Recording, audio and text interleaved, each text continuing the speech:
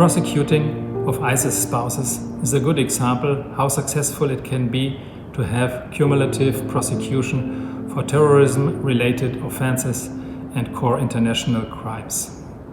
In order to illustrate the prosecution of ISIS spouses for war crimes, I have picked out a case that can serve as an example for such a cumulative prosecution. The case I will speak about, the case of Carla S., recently resulted in the first trial judgment of a German court on the culpability of handing over one's child to an ISIS training camp for child soldiers as a war crime. The mother had traveled to Syria in 2015 with her 3 children against the will of the children's father, who remained in Germany. In Syria, she joined ISIS, married an ISIS member, and performed various tasks for the organization. Starting in 2016, she repeatedly handed over her then 6 to 8 years old son to an ISIS training camp for child soldiers. In the camps, the son received ideological training. He was introduced to military drills and shown how to use firearms. Consequently, the defendant was charged, among other crimes, with participation in a terrorist organization and with a war crime of enlisting a person under 15 years of age into an armed group. The Federal Court of Justice took a closer look at the legal implications of the case in its decision regarding pre-trial custody. And once more, the Federal Court's ruling set the legal course for the subsequent handling of the case at trial.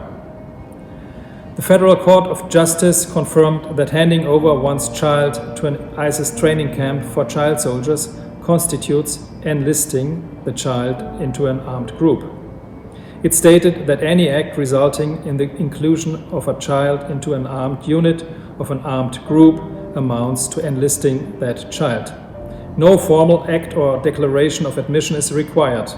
It emphasized that this also applies to the inclusion of a child for purposes of training and into units that are armed specifically for purposes of training.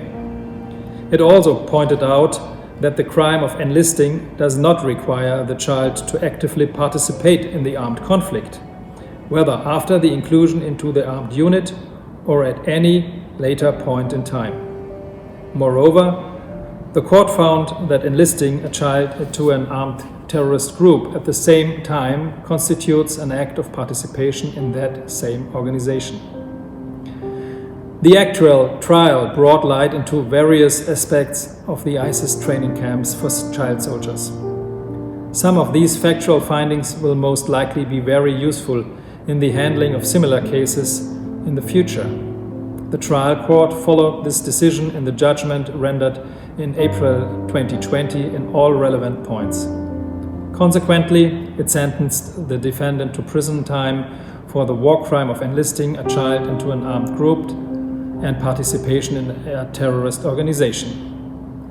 We are now waiting for the written judgment, which will reveal the details of the trial court's reasoning.